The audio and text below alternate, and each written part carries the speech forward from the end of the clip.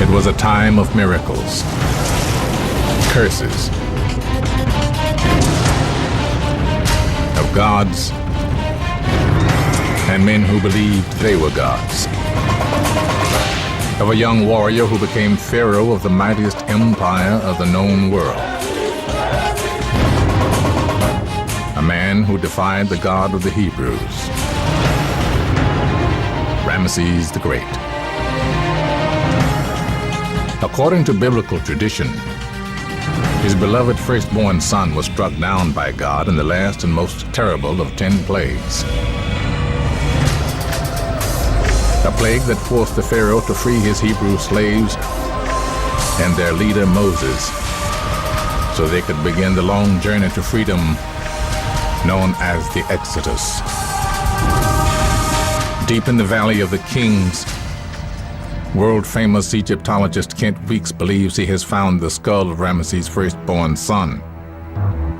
It was here, in this pit, that we found the human remains of an individual I believe could well be the firstborn son of the Pharaoh Ramsés II. I don't think that the Exodus happened in the way it is described in the book of Exodus. The picture that archaeology provides is completely a negative picture. It happened. We mustn't be stupid and look for evidence that never existed.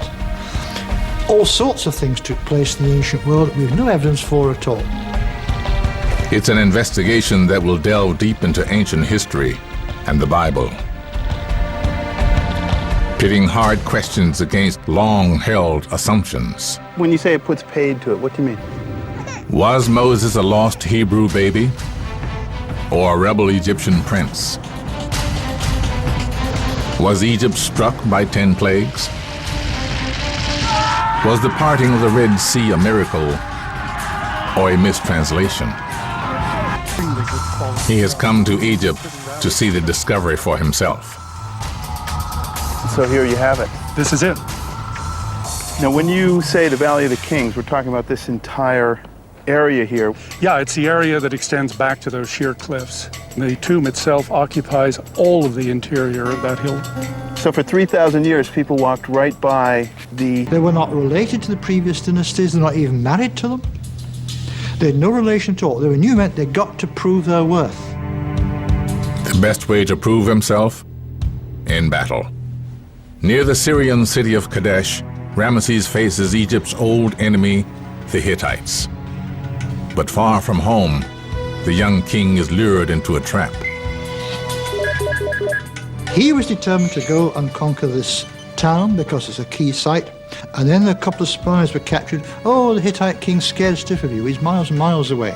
These, of course, were planted by the Hittite king to trap him. At the royal camp, Ramesses' queen and firstborn son await the outcome of the battle.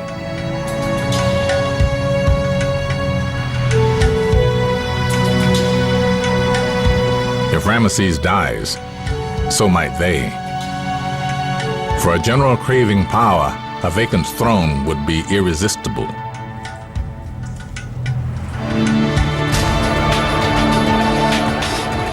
Cut off from his main force, the young king is surrounded. Against hopeless odds, he stands and fights.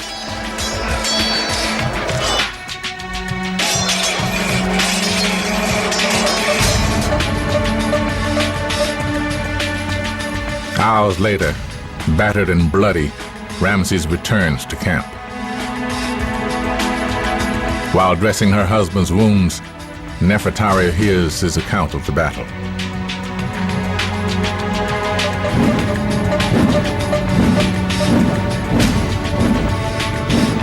Amid cowardice and retreat, one soldier stepped forth to save Egypt. Ramesses himself. He had a lot of courage, because if you think of the Battle of Kadesh, anyone in his place would have lost the battle, but he didn't. Ramesses records the battle, but the peace treaty shows Ramesses' victory was at best a draw. That treaty would completely contradict the propaganda of the glorious victory that we saw on the other side. Exactly. So you have to wonder then, if this is one of those few instances where we can actually get a clear document that can tell us the truth, essentially, of what happened, that puts a pretty tough task ahead for us in trying to look at Ramesses and his role in the biblical Exodus. It certainly does. You've got your work cut out for you. A king who would disguise defeat as victory wouldn't publicize a humiliating slave revolt. We will never get an Egyptian record of the Exodus in a formal sense, ever, if we found every stone block in Egypt, because that was not done. For Sennett, the conclusion is clear. The biblical Exodus was covered up. But can Sennett get behind Ramesses' propaganda machine and find out how Amenhotep really died?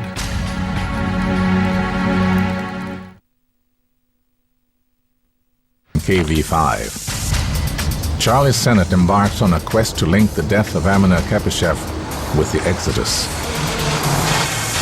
The next step in Sennett's investigation is to build a profile of the victim by getting to know the world he was born into. Amenhotep was raised into the deeply competitive world of Ramesses' harem, first among princes. There must have been rivalry, jealousy, an awful lot of infighting, I would have thought. There certainly was a lot of ambition on the part of the women to have their own children pushed forward. From birth, Amenhotep's destiny was set. There had to be certain standards of behavior that the child learned. There had to be certain responsibilities that he had to be prepared for, all with an idea of directing him into what was perceived as his future role as commander of the army and as pharaoh. The firstborn son was groomed for the throne by his mother, Queen Nefertari. Nefertari was the first great royal wife of Ramesses II, so she was effectively the Queen of Egypt. Who she was, what her background was, is a bit more of a mystery. Ramesses' inscriptions say she was a beauty beyond compare. One lives just to hear her voice. Yet Ramesses chose Nefertari for more than her looks. The role of the great royal wife is perhaps twofold. One, she is the female counterpart of the divine king. And second, she is the woman who's going to produce the next heir to the throne. All buried below the fields. With a skyline dominated by huge temples and Ramesses' vast magisterial palace, complete with its own royal zoo, Pi-Ramesses was a thriving metropolis. And it contained a key find supporting the description of the city in the Exodus: a massive chariot base. For Sennett, it's another clue because according to the Bible, Pi-Ramesses was a base for 600 chariots that pursued the Hebrews as they fled Egypt. As time and the Nile bypassed the city, Pi-Ramesses became a ghost town. Fragments of the city that the ancient Hebrews are said to have built now lie nearby, outside the modern-day town of Tanis, moved there by later pharaohs who recycled the stones.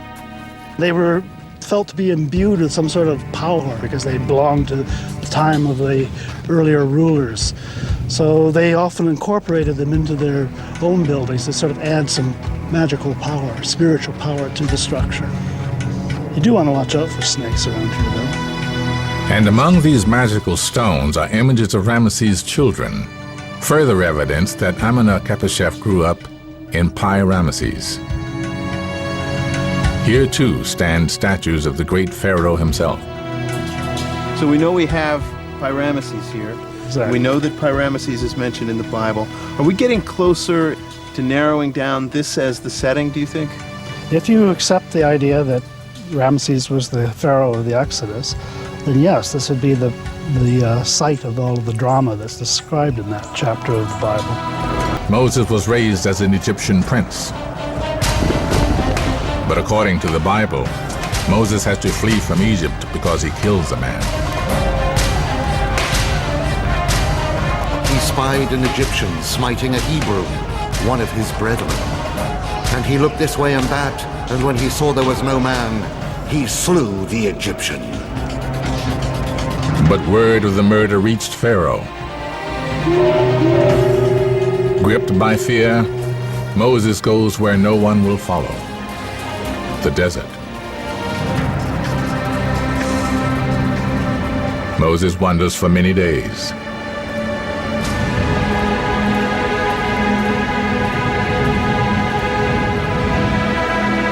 Finally arriving in the distant land of Midian, now Sinai.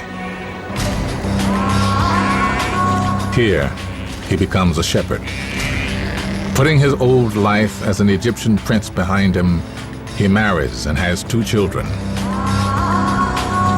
According to the Bible, Moses spends the next 40 years in Midian, leading a simple life.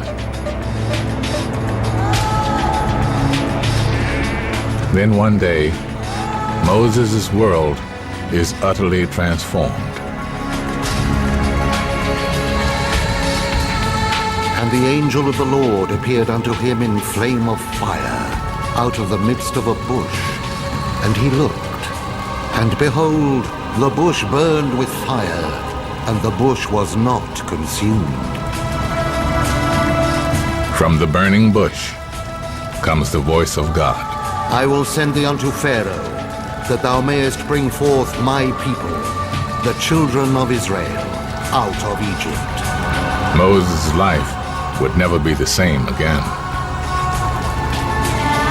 The burning bush symbolized to Moses that he was in the presence of God and that he was being asked to step out of the role of an ordinary human being and instead act for God in leading his people out of captivity. The encounter with the burning bush was to set the whole Exodus in motion. As a result of that encounter, Moses takes on his mission, and the Jewish people begin the exodus from slavery to freedom. Reluctant though Moses was to accept God's charge, he could not abandon the Hebrews to their fate. And so began one of the greatest events of the Bible, the death of Amenhotep. But where did this famous encounter with the burning bush happen? An extraordinary piece of evidence still exists to mark the very place. Charlie Sennett has traveled to the monastery of St. Catherine. It lies in the shadow of Mount Sinai, in what was the ancient kingdom of Midian.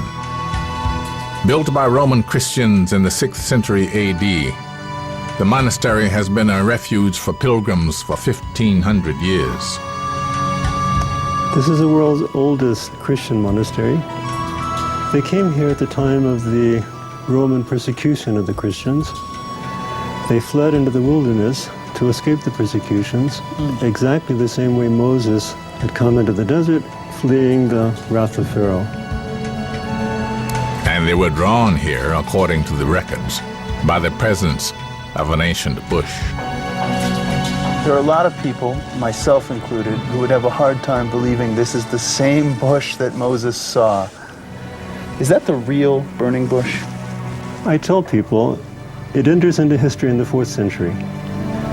But people have asked, is it physically possible to have a bush existing that many centuries? And they have confirmed that it is, because a bush will constantly be renewing itself on its own rootstock. A bush is very different from a tree.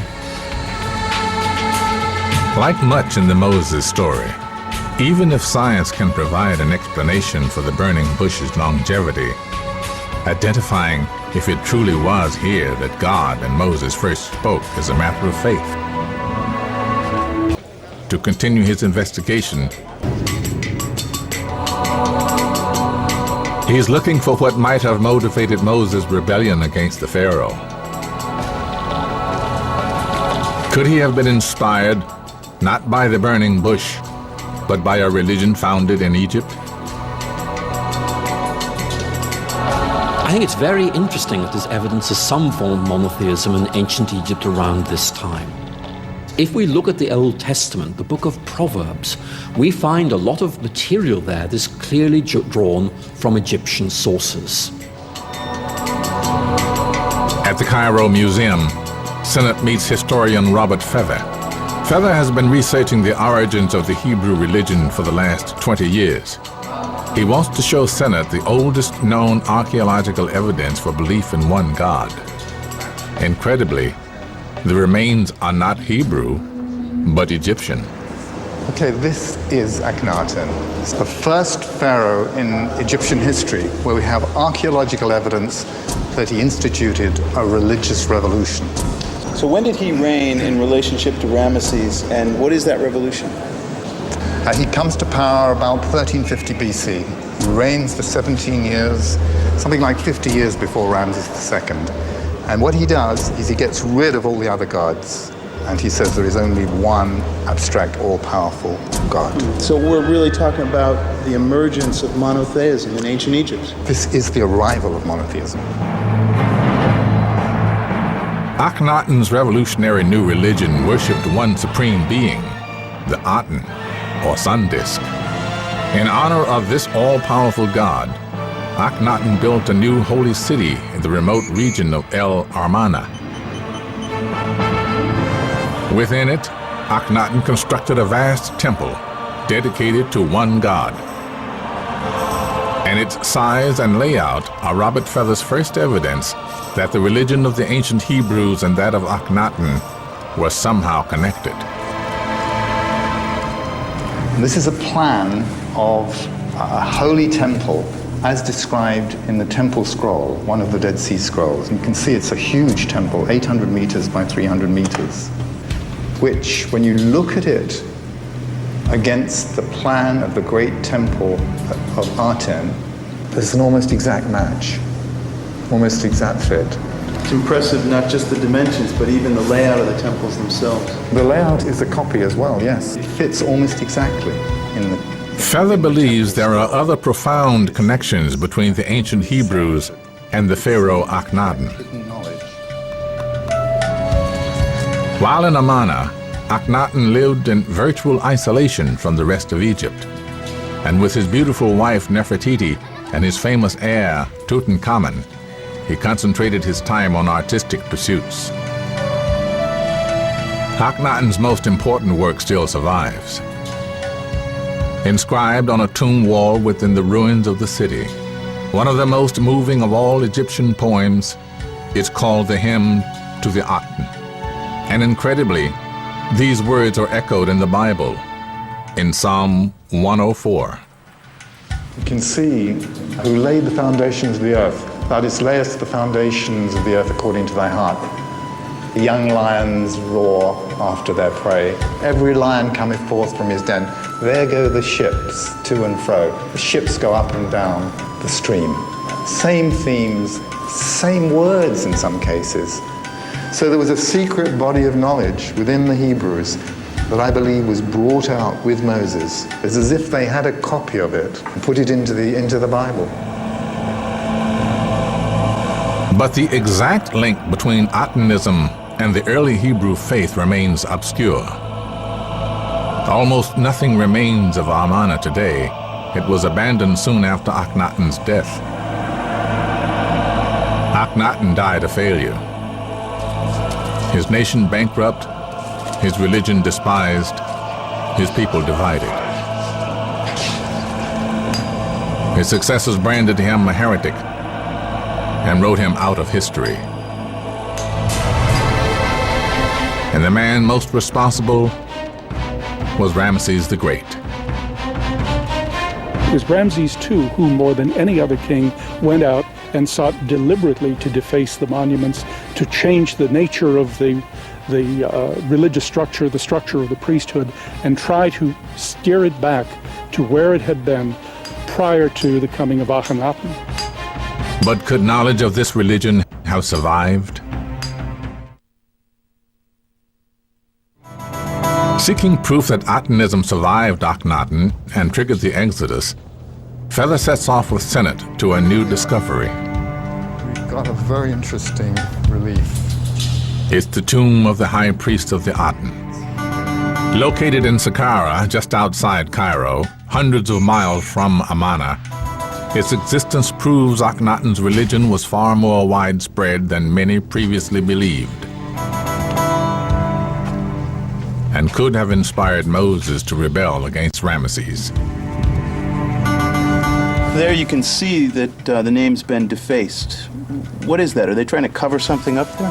This is a cartouche, exactly, of Akhenaten. Someone has tried to chisel it out. Someone's tried to erase it.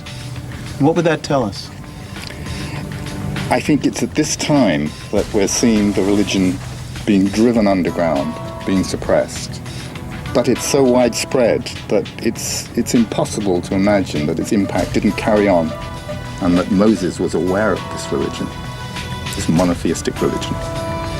This cartouche has been defaced. Sennett wants to explore a possible motive that empowered the rebellious Egyptian prince Moses to rise up against Ramesses and lead an uprising of Hebrew slaves.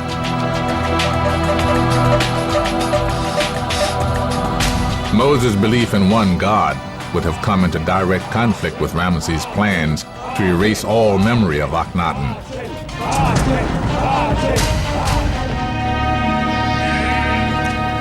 The Bible recounts that after God revealed himself to Moses in the burning bush, he ordered him to return to Egypt and free the Hebrew slaves.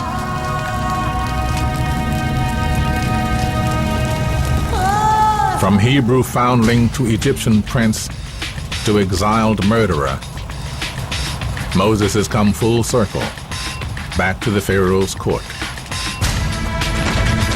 The stage was set for a confrontation like no other in Egyptian history, with Moses cast as the leader of the Hebrew people.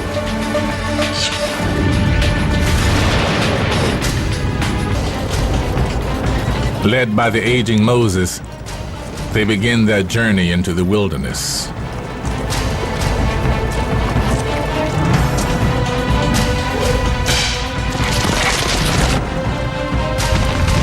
But unknown to the Hebrews, the Pharaoh changes his mind. And from the city of Ramesses, chariots pour forth, seeking vengeance for the Pharaoh.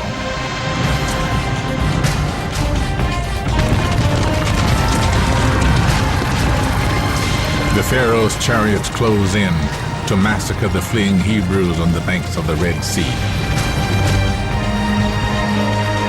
What happened next is one of the most spectacular of all the wonders described in the holy books of Judaism, Christianity, and Islam.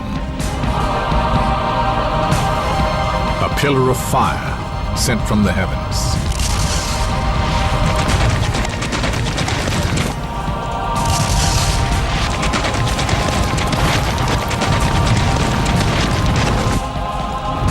And it came to pass, the Lord looked through the pillar of fire and of the cloud, and troubled the host of the Egyptians.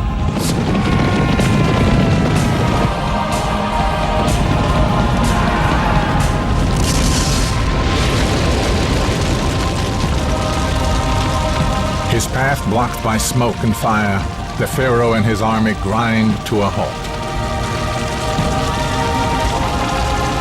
Trapped and unsure how long the barrier will hold, the Hebrews panic. Then Moses steps forth and prays for deliverance. Tradition claims the thwarted Pharaoh was Ramesses the Great.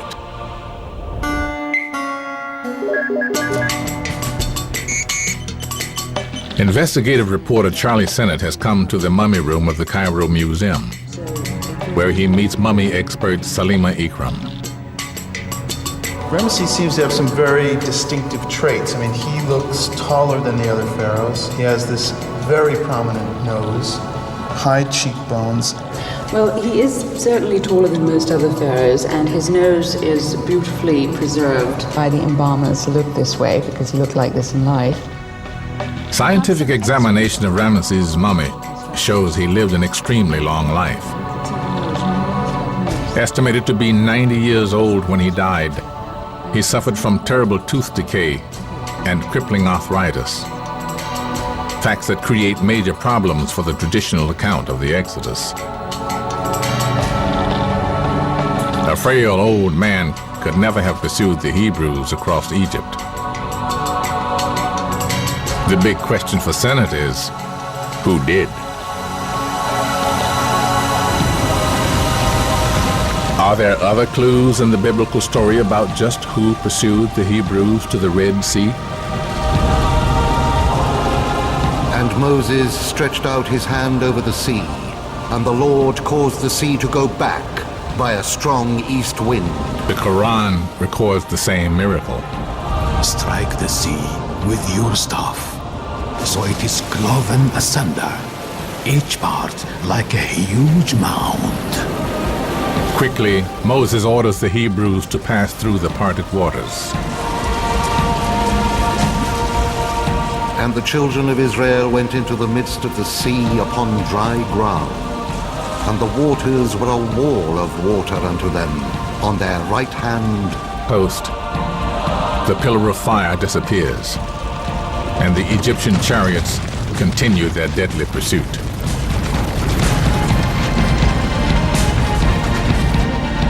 A pursuit, the Bible says, ends in disaster.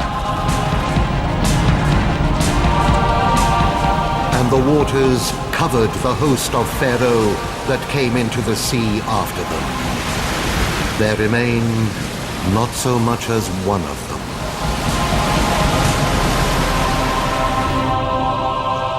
Also in the Cairo Museum is the mummy of Ramsés' 13th son, the pharaoh Merenptah. Many argue his salt-stained appearance proves it was he who perished in the Red Sea. There's been some suggestion that those white patches could also be a bleaching effect from salt from the Red Sea. What do you make of that? There is a tradition that he was the pharaoh of the Exodus, but it's unlikely that he was preserved using sea salt. It looks like natron from all the tests we've done. And furthermore, his body shows no evidence of drowning that you would expect to see. Sulema, tell me about the mummification process. It's doubtful either Ramesses or Merenptah perished in the Red Sea. Both seem to have died of old age.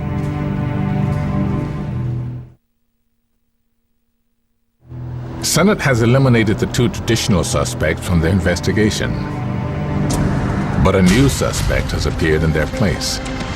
As acting pharaoh, could it be that Amenhotep perished in the Red Sea?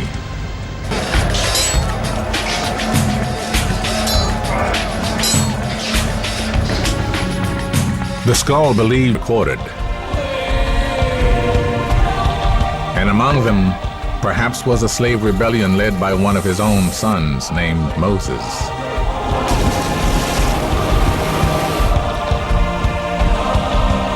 A rebellion opposed to the death by another son, Ramesses' firstborn.